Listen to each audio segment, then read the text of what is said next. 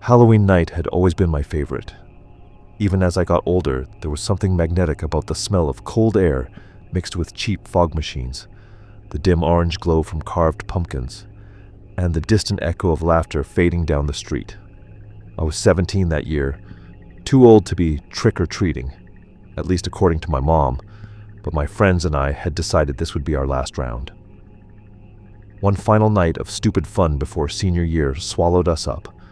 There were 4 of us, me, Josh, Ethan, and Danny. We had known each other since middle school, and every Halloween we hit the same neighborhood, the one across the creek, where the big houses handed out the best candy. That year, we started late. Josh had to work until 9, and by the time he got off, we figured, why not go all in? One last ride, one last scare, one last Halloween. I remember Ethan saying, "You know what they say? Never trick or treat past midnight," in a joking tone, but there was a weird pause after he said it. Even though none of us believed in curses, the night already felt strange. The streets were quieter than usual, fewer kids, fewer porch lights. The air had that hollow chill, the kind that feels like it is waiting for something to happen.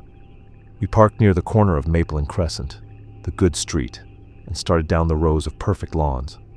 At first, it was the usual stuff: skeleton decorations, bowls of candy, motion sensor ghosts. But as we went deeper, the houses got darker. No lights, no music, just silhouettes of windows and the whisper of trees. "Come on," Josh said. "Just a few more houses. We'll be done by midnight." But it was already 11:47 when he said that. The only light came from a single porch at the end of the street. It wasn't decorated, no pumpkins, no spiderwebs, just one old lamp flickering beside the door. A black mailbox hung crookedly off to the side, and the lawn looked wild and unkempt.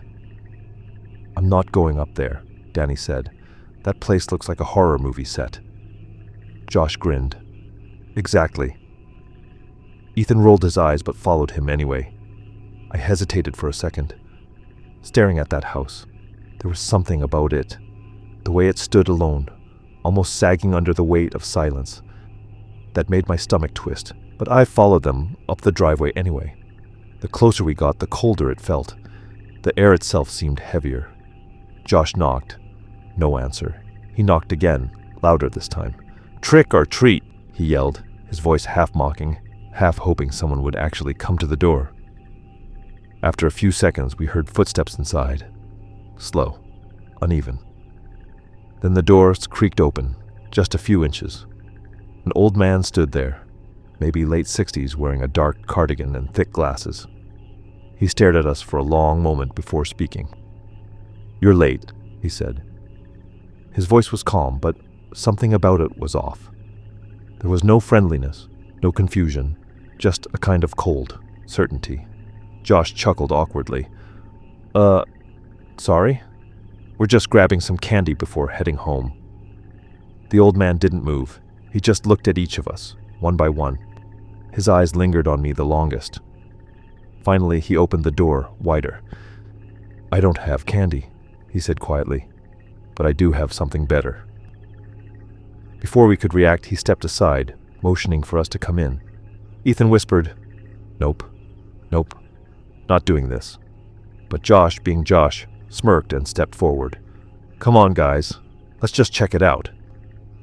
I wanted to stop him, but something about that moment, the man's stillness, the way the wind died completely, froze me in place.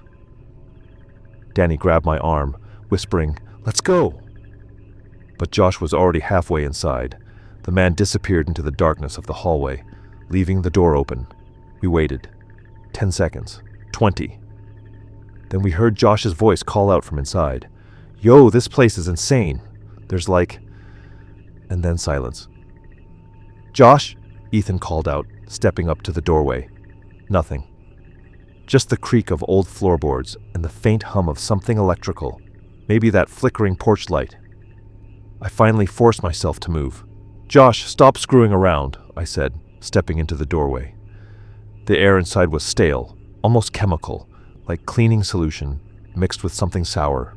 The hallway stretched out in front of us, long, narrow, and lined with old family portraits. but all the faces in the photos were blurred, literally blurred, as if someone had smeared their fingers across the glass. "Josh?" I called again, my voice echoing faintly. Then, somewhere deeper in the house, something fell. Ethan turned to me. "We're leaving. Now." And that's when the door behind us slammed shut. Danny screamed. Ethan spun around and yanked at the handle, but it wouldn't budge. We ran down the hall toward where Josh's voice had come from, shouting his name over and over. The layout made no sense. Doors led to dead ends, staircases that doubled back on themselves, rooms that looked identical. The deeper we went, the more the air stank of rust and something else. Something like iron. Finally, we found him. Josh was standing in the middle of a large room, staring at something on the floor. When he turned around, his face was pale, his mouth slightly open. "Guys," he said quietly, "this isn't a house." At first I didn't understand what he meant. Then I saw it, the cold metal slab, the overhead lights, the row of plastic curtains at the far end. It wasn't a house. It was part of an old medical facility.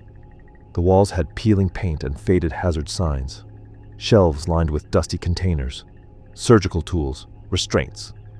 My pulse was hammering so hard I could barely breathe. "We need to go. Now."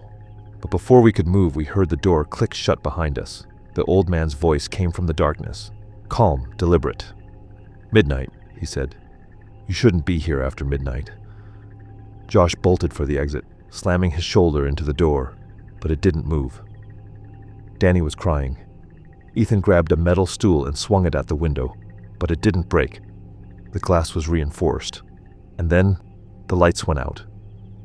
For a moment, there was nothing but the sound of breathing, and then footsteps, slow, approaching. We scattered, fumbling through the dark, trying to find another way out. I could hear the old man muttering softly, something about tradition, about the last of them. When the emergency lights flickered on, Ethan was gone. So was the old man. Josh ran down another hallway, and I followed, the sound of metal scraping behind us, echoing through the corridors. Finally, we found an exit door, bolted shut from the outside. Josh threw his weight against it over and over until the frame cracked, and we burst out into the cold night. We didn't stop running until we reached the car. Danny was still shaking, sobbing uncontrollably. Ethan never came out. We called the police, but when they searched the place, there was nothing there. No sign of anyone, just an old condemned property, empty for years. They said we must have gotten lost, said we imagined it. But I remember that flickering light, the sound of that lock, and how when they showed us the police photos the next day, there was one detail none of us could explain. The porch light, that single bulb that drew us in, had been cut from the power grid years ago. No electricity, no reason for it to have ever been on.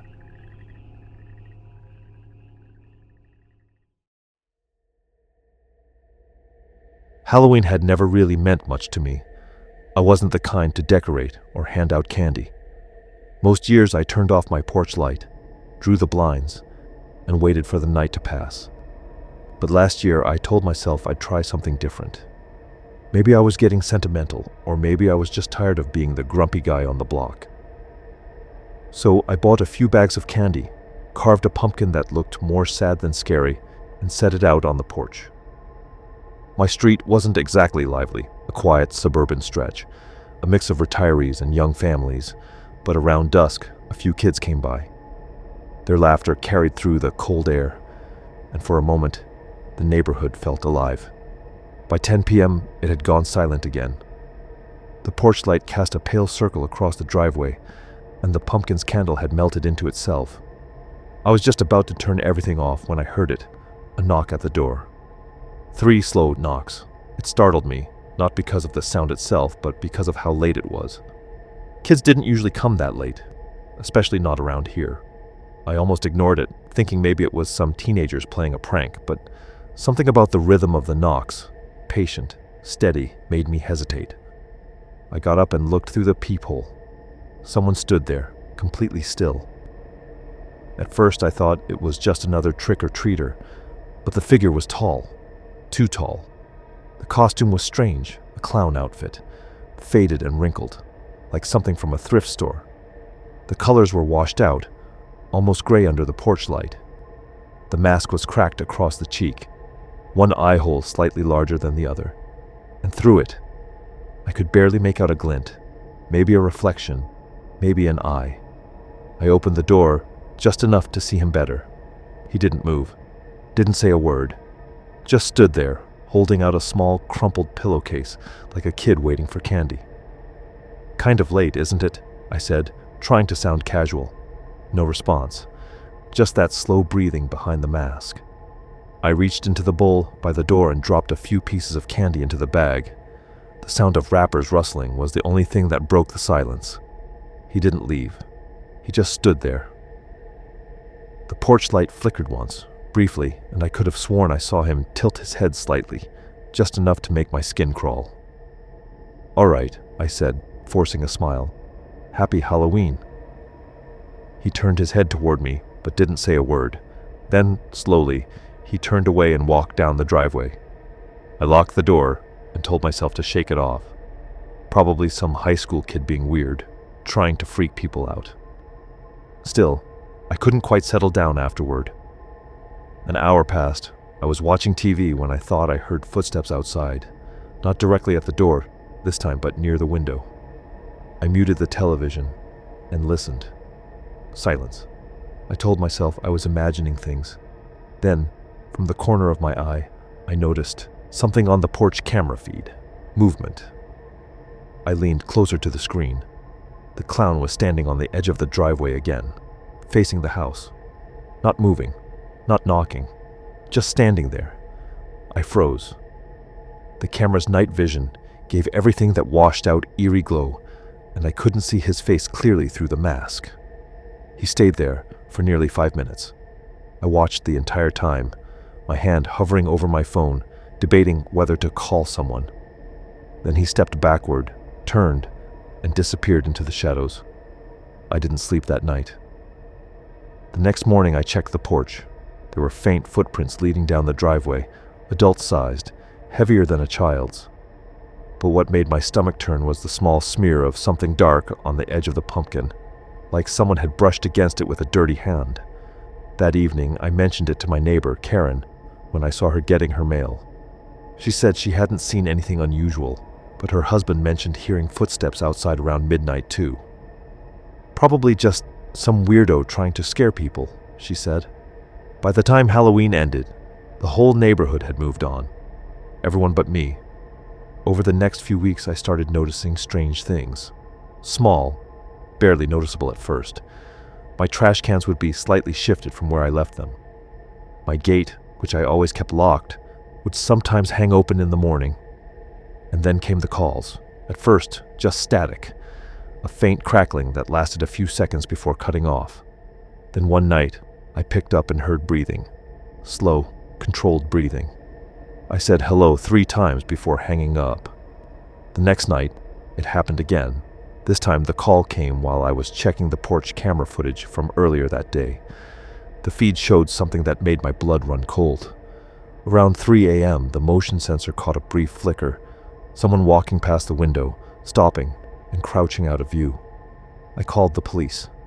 They came, took a report, walked around the property, and told me it was likely just a prank or a prowler looking for an easy score. They suggested adding another camera near the backyard. For a week, nothing happened. I started to believe maybe it was over. Then one night, I woke up to a noise. It was soft at first, the sound of gravel shifting near the side of the house. I reached for my phone, opened the camera app, and there he was again.